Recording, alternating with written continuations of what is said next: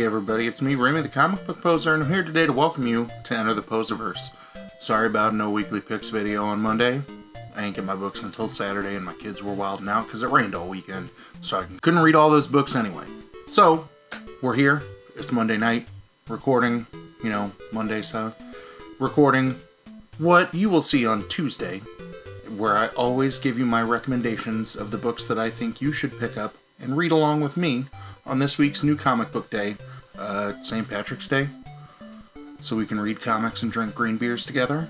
So to find out what I'm reading, check it out after this. Hey, little girl, did you want to know a secret? I got 5 on it. 5, 1, 2, 3, 4, 5. Before we click over to the next scene, 2 quick announcements. Number 1, don't forget, started a channel Patreon. I'm not gonna pester you all on every video, but if you're so inclined and you have a few extra bones my way, you can click the link down in the description below and find out exactly what kind of benefits I offer for each month. Number 2, on Thursday night at 7 p.m. Central, I will release a video describing the items that will be up for grabs in my 1,000 subscriber giveaway. We're at around 170 subs away, so it's time to start planning, start scheming, start trying to figure out what kinds of hoops I want people to jump through to get your name on that rigged wheel. So, let's talk about this week's books. Alright, first book up this week is Black Knight Curse of the Ebony Blade, number 1 from Marvel. I really enjoyed the King in Black tie-in. For Black Knight, I picked up the reprint of Black Knight number 1. So I'm excited to see what happens in this one. That I'm definitely going to give this 1 or 2 weeks of, or 1 or 2 months of pull to see if it's for me. Number 2 is Erratic number 4 from AWA. I have kind of enjoyed how this has slowly escalated from issue to issue to issue. We start to see the threat that is coming after our 15-year-old with superpowers and how the girl that he's kind of into, but you know how teenage romance works, she's not really that into him yet, maybe, I don't know. It's becoming more and more interesting. I think this is a 6-issue arc. It might only be 5 now that I say that. Yep. So this is the penultimate issue. So I'm excited to see how things kind of get wrapped up in the next 2 books. But AWA, I feel, has stuck the landing on all of their 4 to 6 issue miniseries. And I'm excited to see how this one that I was, admittedly not that big of a fan of on the first book, how it wraps up in in issue number 5. Talked about this month this book what feels like 6 weeks ago. It's G.I. Joe Castle Fall number 1. If you were reading the G.I. Joe Elseworlds tale that was running throughout 2019 and then 2020 after COVID, you're starting to see how all of the seeds that have been planted, if they've been effective in taking down Cobra, or if Cobra has found a way to infiltrate the Joes, while the Joes thought they were infiltrating Cobra. I don't know. Next up is I Walk with Monsters number 4. I'm excited to read this one, and actually sitting over here on the bed are a couple of the back issues that I still need to read. My number 3 came in late, so I'm excited to read number 3 today and read number 4 when it comes out on Wednesday. That it's going to be towards the top of the pile for me. That this is just kind of a brilliant introspective tale about, brother and sister. About 2 people who are, fighting sick, deadly entities. I like this in the same way that I like Something is Killing the Children, but it turns the premise of that book on its head by having, them hunt down real people, and one of the 2 of them is this weird monster thing that morphs and kills people, and it's dope. The art is killer. It's a really, really entertaining issue, or a really entertaining series from Vault, that they keep finding ways to make themselves different with each series that comes out. This series is consistent enough, but evolves enough across the first 2 books that I'm sure 3 and 4 do the same thing, but I'm excited to check this one. Next up from Marvel is Iron Man number 7. I have enjoyed what Cantwell has done on this series. I've enjoyed kind of the idea of looking at Overclock, the cluster of folks who are fighting Korvac as they dive throughout the galaxy. this has been a fun ride in the same way that I enjoyed what Cantwell did on Doctor Doom. It took a character and found a new way to turn the narrative on its head. I really feel that Cantwell is succeeding in that in this issue, or in this run of Iron Man. Next up, I think this is our only King in Black tie-in of the week, Spider-Man #1. Cool. If Nick Spencer wrote this one, then I'm probably going to throw it away. But I think a lot of the people who have been writing these one-shots have not been the creative team who's been writing them, writing the ongoing series. So you've got Jed MacKay.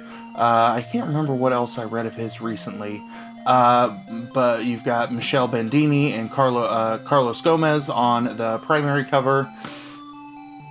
And it doesn't say who's doing anything else, so I'm guessing that Bandini does all of the interior art, including the colors. I don't know. But I'm intrigued to check this out and see how the story is distinct from the symbiote Spider-Man King in Black tale, because, you know, it's weird that both of those random Spider-Man series are having a tie-in to the main event. Knights of the Golden Sun #11. Again, I've been enjoying this, that they are trying to find more relics of God's armor to be able to fight against the demonic forces. You have folks who are trying to get the 7 scrolls out of Babylon. This book has just been nuts on nuts on nuts, and Mark London and the creative team behind this is continuing to keep the magic of Knights of the Golden Sun's first 2 arcs alive, and they're doing a great job. Next up from Boom is Origins #5. I have loved this series. I've raved about it almost every week. At the end of book 4, I think, you know, the entity that they stumbled on was the Vault of Life. So I'm excited to see what happens now that they have made it there, what kind of feats they have to get through, what kind of hoops they have to jump through. Because from issue #1, we've been told, you know, once they make it there, if David and Chloe successfully get to the Vault of Life, then it's over. They will have found a way to save and restore humanity. So I'm definitely ready for that one. This series has been amazing in what seems like the midst of, you know, the planet dying and the species dying in a bunch of different books right now. But it's been real good. Next up from Image is Radiant Black #2. I enjoyed #1 a little bit, that I felt like it really just kind of hopped into this random, like, now he's a superhero, that it did feel like a little bit of a rip from Power Rangers, and they were like, if you like Power Rangers, you'll like this book. And it feels a little bit like a Power Rangers knockoff, so I'm looking for a little bit more kind of distinct storytelling in terms of the acquisition of these powers in this issue. I do think the covers are sick, however, that on the secondary market, either on Mercari or, well, I guess it's the primary market, since I've picked 2 covers up from the 616, who's a comics retailer, that I did pick up, I think, the 1 in 10, 25, and 50. So if that series does heat up, then, you know, maybe I'll get, you know, some of my investment back by picking up those covers. If not, the covers are at least really cool in terms of displaying the character story. So we'll see if that gets me anywhere, you know, or if my little bit of spec on some variant, or on the ratio covers, comes back to bite me in the tail. Next up from Aftershock, Stephanie Phillips just continues to blow my mind. Red Atlantis #5 is out this week. We are starting to find out more and more about the powers of the individual, like, telepaths. We're starting to really figure out that maybe Miriam is a threat, really how advanced the Russians may be in this game, and, you know, if there's any response that the Americans can take to fight back the Red Menace. Next up is Sword #4. So this is a King in Black tie-in with you can tell by the logo on the top, but it's not in the title because it's going to be part of the ongoing mythos of the story, in the same way that, like, Savage Avengers, Spider-Woman, Daredevil were, I guess. So I'm excited to see what Sword does as kind of the extraplanetary protector in the way that it's been set up in this new universe. You know, what they can do to take down the King in Black. I really liked Sword #3, where it was just kind of one man's tale about how he can jump throughout the solar system, and the way that he interacts with cultures that way. I thought that story was dope. Next up is Spider-Woman #10. I've continued to really enjoy this series, that I know that some people have not been that big of a fan of it, but it's done enough to get me excited about looking into other runs of Spider-Woman and Jessica Drew, which makes this, you know, a successful run to me, especially as it's kind of nodding back to like two of the volumes prior where she had connections to Hydra, her mother had connections to Hydra.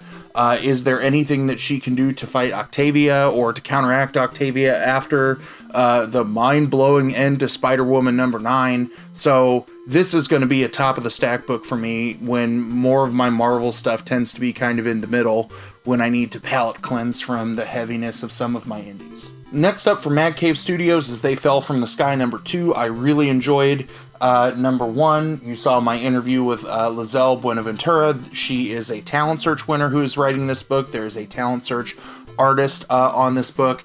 And there were a lot of little cliffhangery details at the end of issue number 1, right? We don't know this alien's name. We don't know where they come from. And Lizelle indicated in the interview that some of these things will be answered in issue number 2.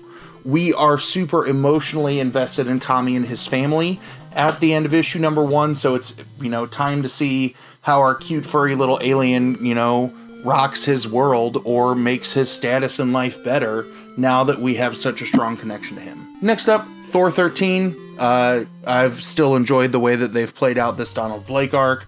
Apparently he's about to take down the World Tree. What is that, like Yggdrasil? I don't know, something Viking, but the World Tree, the Tree of Life. So I want to see how he can do this. I also really loved issue number 12, since it was just like, screw it, we're going to talk about Throg for an issue. Yes, Throg and Lockjaw. Transformers Back to the Future number 3 is finally coming out. I love these crossovers. I'm also super excited that Transformers My Little Pony Volume 2 is coming out soon. So I'd like these. I am guilty of loving nostalgia porn and these Transformers crossovers. 2 more books. Next up, Ultra Mega number 1. Yes, I like Kaiju. Yes, I like Ultraman. Yes, I am sad that that the original Ultraman arc died. I have not picked up the first issue if the new series has come out yet. Really sad that Kaiju Score was over in 4 issues. So this is going to fill both of these voids that I am ready for some Ultraman style characters. I'm ready for my Kaiju based destruction. This is, you know, I need those big things destroying cities. Hella excited. And then, last up is X-Force 18.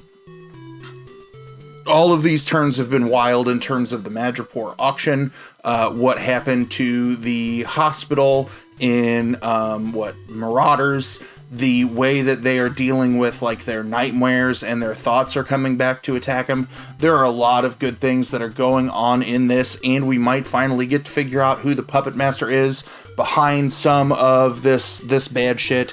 And I'm super excited to see if we get more drama and more tea within the Quiet Council of Krakoa before we see more elections, or the elections come up to fill Scott Summers and Jean Gracie. The last thing that we will look at this week are the 2 Scout books that are coming out. I have not checked my email to see if we've got the previews of either of these, but holy shit, I am glad that the recount is off of its initial 2-month delay. The recount number 2 was absolutely insane.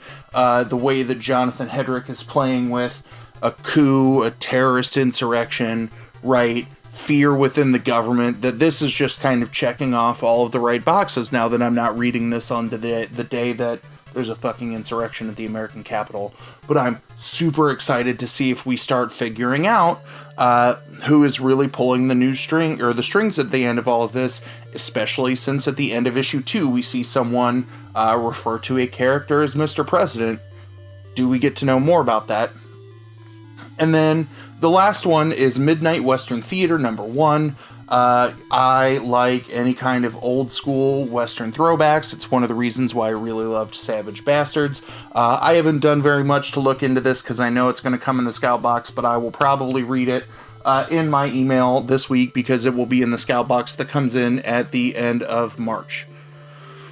So, is there anything that I've missed out on? Please, please, please let me know either in the chat over here or in the comments down below if you're watching this on the rewind. The rest of my week is just going to be some random unboxing stuff. but I'm starting to feature more auction sellers, Instagram sellers of both the Funko Pop and the comic book community in terms of people I've been picking stuff up from. I've got massive mountains of boxes still after I filmed way too much shit during spring break, and I'm starting to clean things out. But yeah, as always, I'll end this in the same way I always do. Thanks for stopping by, and have a good one. And instead of seeing the intro bumper again, here's my thank you to my Patreons. Have a good one, y'all. See you around the internet this week.